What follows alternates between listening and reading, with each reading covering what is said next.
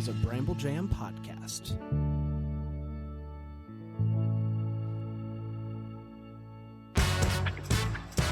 This week on Yo Gavel Gavel, if you cash a check for your friend and then use the cash to buy a bunch of stuff and the check bounces, who owes the money? Judge Alex is getting to the bottom of this one. And if your friend gets mad at you for pouring one out for his homies in his kitchen and he punches you, is it bad? Judge Joe Brown tells us real people. Real cases, fake justice. This is Yo Gavel Gavel. Yo Gavel. So I just want to know. Is it time to gavel? Yeah. That was the part of it that we did not purchase, unfortunately, and we probably are going to have to pay money for that. Oh, is that a gavel? So my little intro is always a pun, and if you think that this week's isn't a pun, listen to my case, then you will get the pun that I used in the beginning of the episode. If you pay, it was a lot of paying. And yeah. But no, the pun is the judge part. And I said Judge Alex is going to get to the bottom of this. Oh. Yeah, so now I've made it obvious. Well, I'm here for that. Yep. Pouring one out for the homies over on Judge Joe Brown. I love it. I'm ready for that, man. Go ahead and give me the Judge Joe Brown. You want me to do it right now? Yeah, give me the Judge Joe Brown. Thanks, Bramble Jam Plus subscribers. This is us doing the thing without advertising. This is all for you. It's all for you. It's all for you. Words can't say. Judge Joe Brown. I want to introduce you to Lazarick Murphy. I would pay a lot of money for Judge Joe Brown to sing that Sister Hazel song. He'd do a good job. Rain comes pouring down. I want to introduce you to Lazarick Murphy. Falling from the sky. Words without a sound. You do a good Judge Joe Brown. Coming from your eyes.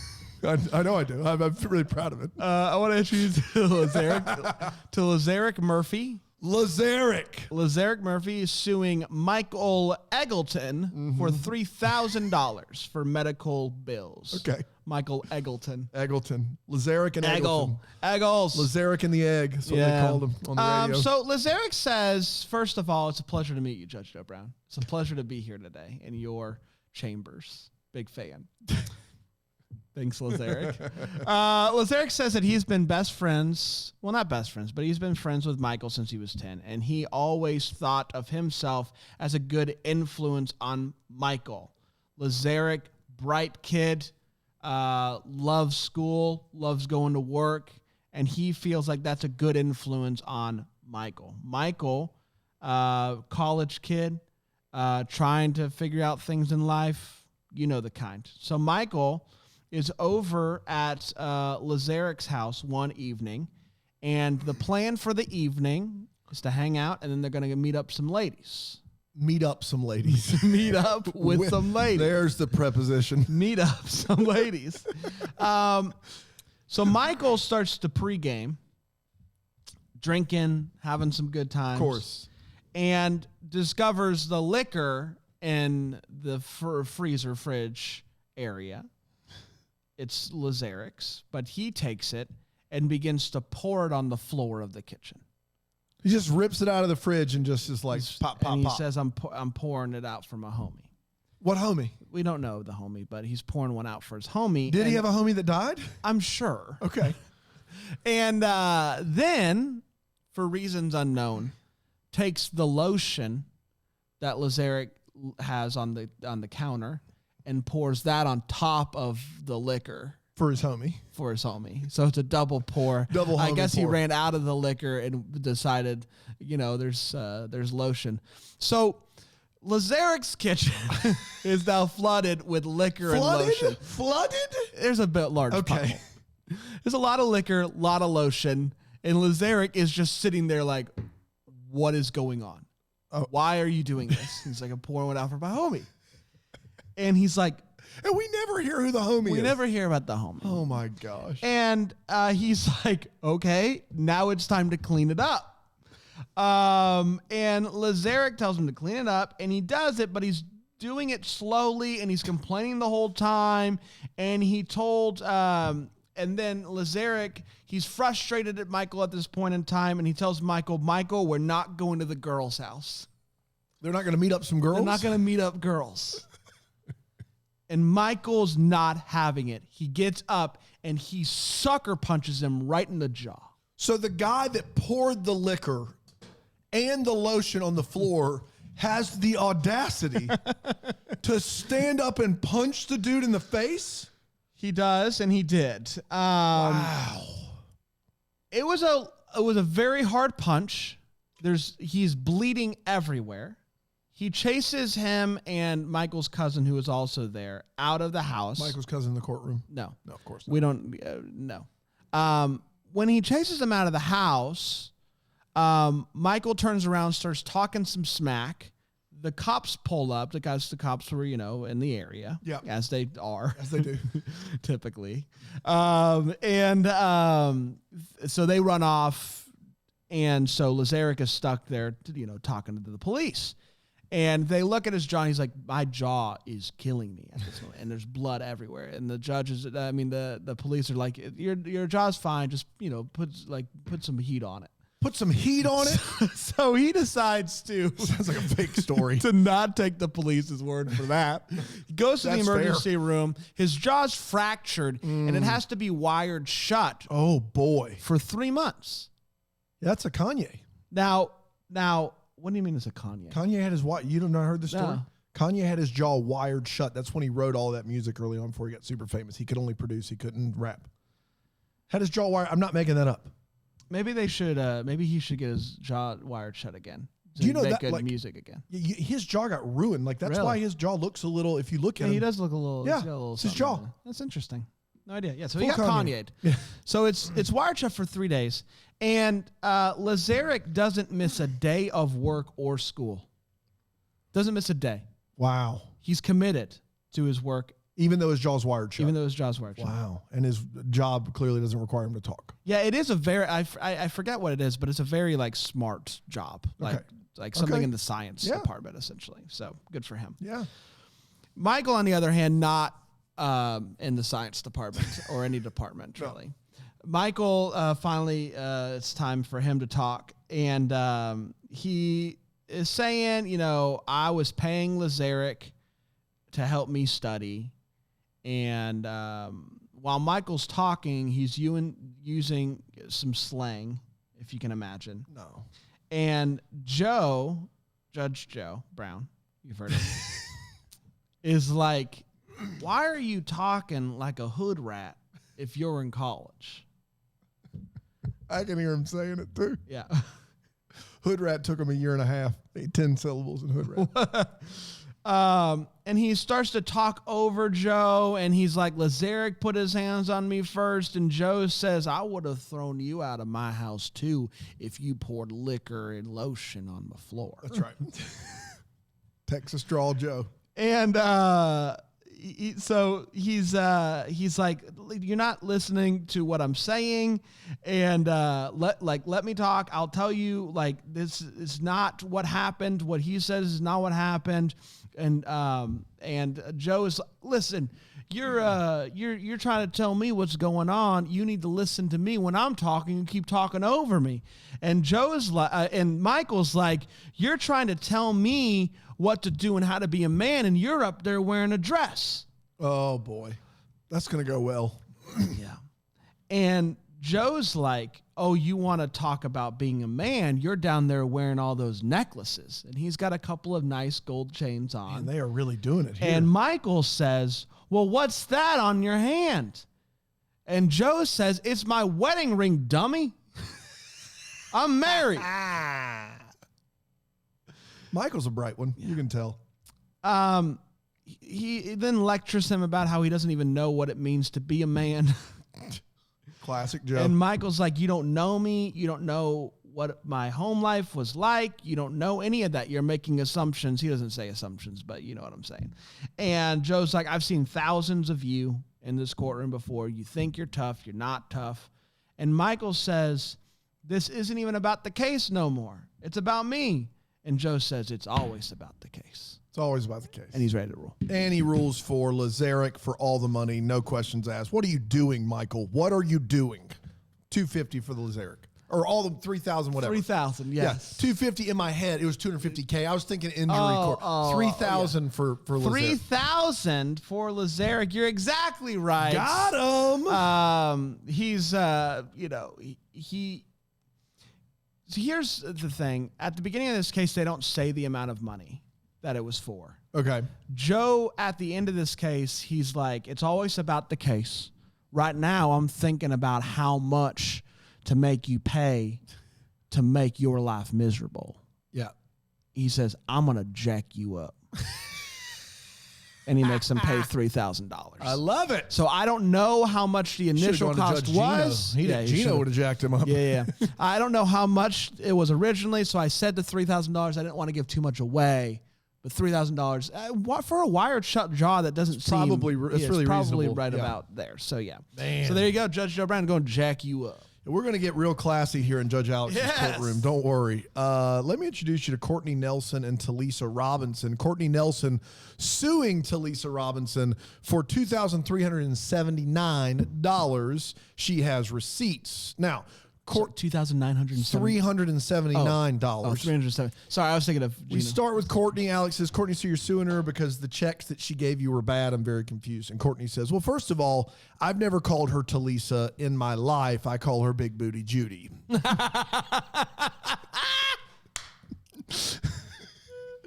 Which is relevant how? And Alex says, so this is a classic Alex line. So her name is Judy to you because she has a big booty? Yeah. And Courtney says, correct. Yeah. Again, though, like what? They like, go over to Talisa. Is she hoping Alex will call her Big Booty Judy? He does. He calls her Judy the whole court. Yeah. It's great. So Talisa is over there laughing. She doesn't bother a bit. And she says she's been calling me that since she met me. And she laughs. And Alex says, well, why are you calling her that? And Courtney says, she's on YouTube for her booty. Okay. Alex says, so there's a video of you like shaking your booty? And Talisa says, videos. I love to dance. Dancing is a great way to relieve stress and lose weight and have fun. And I put those videos on the YouTube. And Courtney says, show him, Judy. Show him. And Alex says, that's a no. It's a no. We're not going to do that in the courtroom. So is Judy's twerking tube of any relevance to this case? We will get there. Okay. Go ahead. Like I said, Judge Alex going to get to the bottom of this. Got him. Yeah. So Courtney says, we're best friends. In fact, one night we went to the club and she disappeared and I found her outside the club and she was throwing up. And I was like, did you have a lot to drink? I didn't remember you drinking anything. And she says, I'm not drinking anything. I'm pregnant. Oh gosh. And she was thinking about what to do with the baby. In fact, was thinking about maybe terminating the pregnancy. Okay. But Courtney says, I'm very much against abortion. And she talked her into Talisa carrying the baby full term and giving it up for adoption. Okay. Great. And she helped pay for that herself. Courtney used her own money. It's a beautiful story. Yeah. And Talisa's like, yep, she was a great friend. She did everything she just said. It's amazing. Wonderful friend. Okay. So Alex is like, all right, you guys clearly have a close bond. When did things turn south? And Courtney says, sugar daddies. Yep.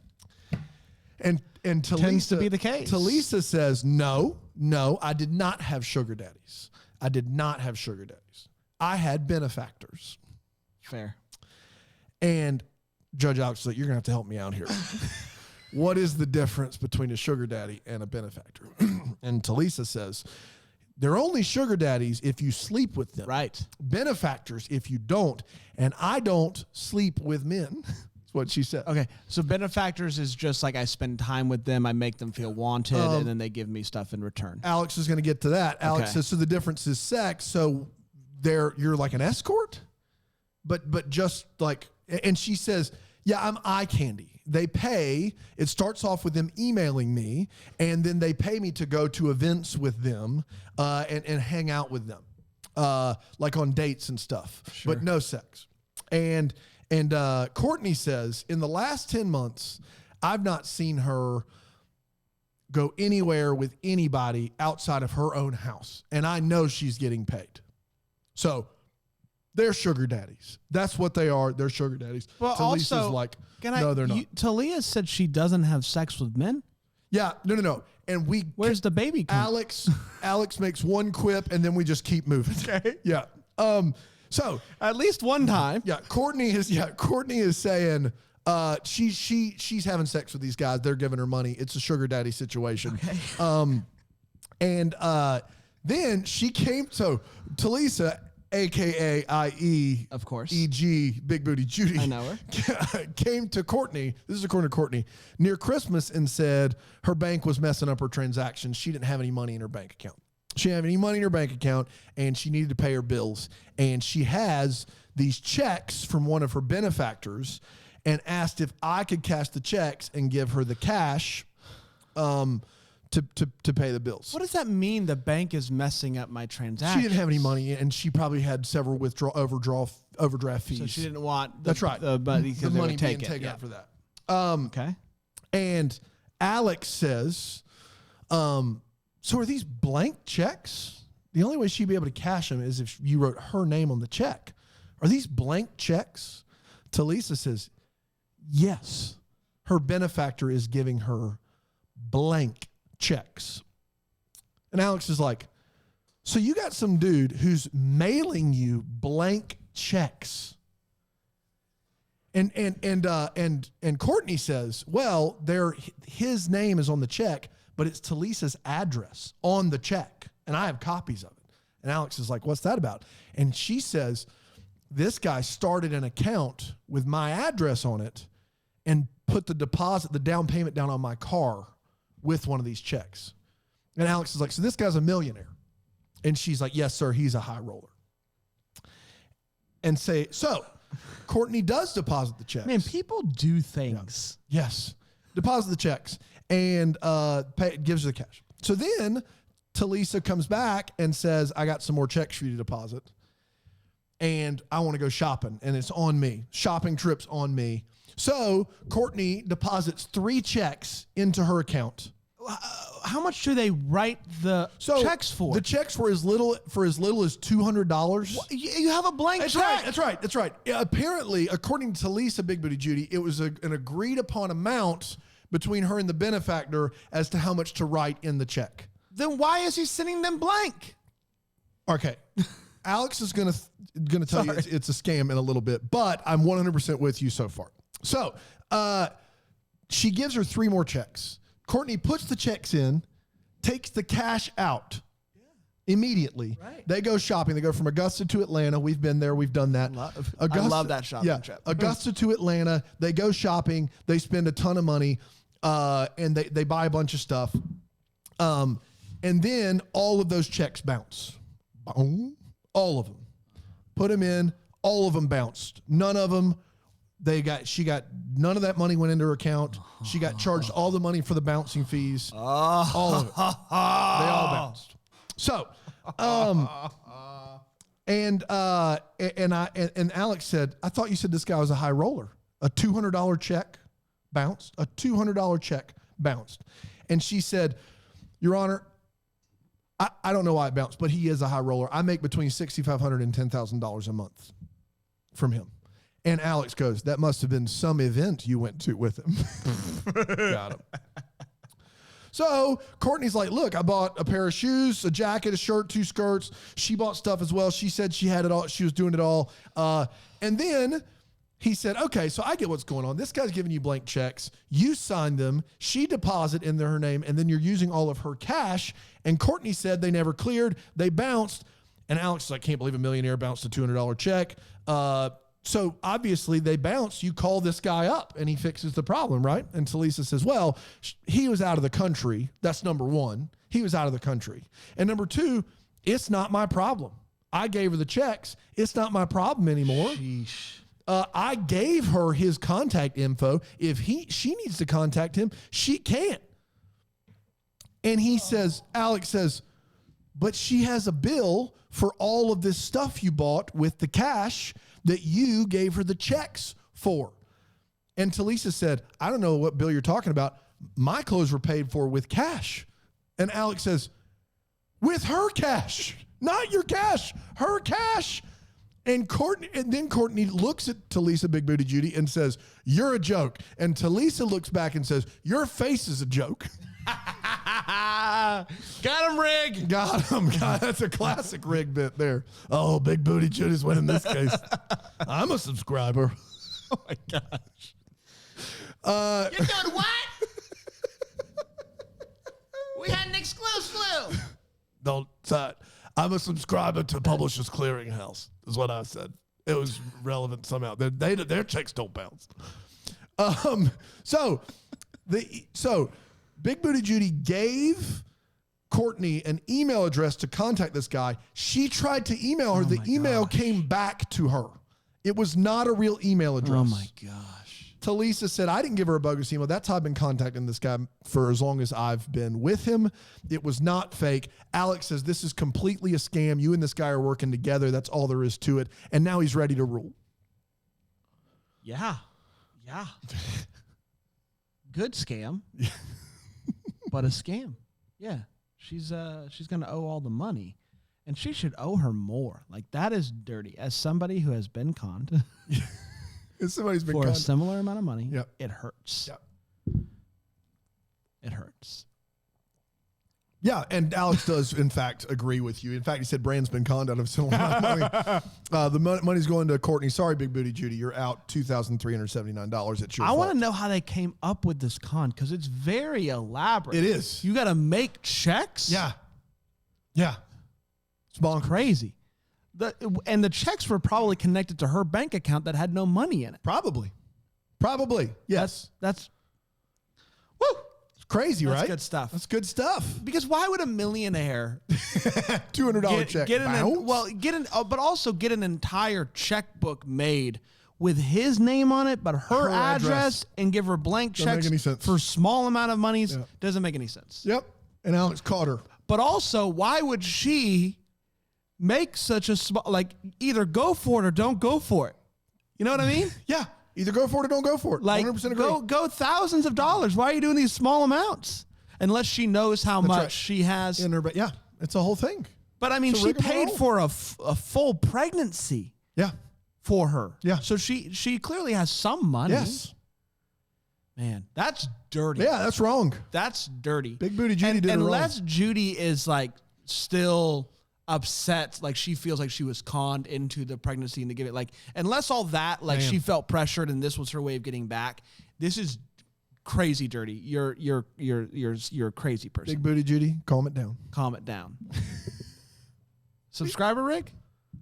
No, absolutely not. I'd never subscribe to that YouTube channel. YouTube.com/ Big Booty Judy. Yeah.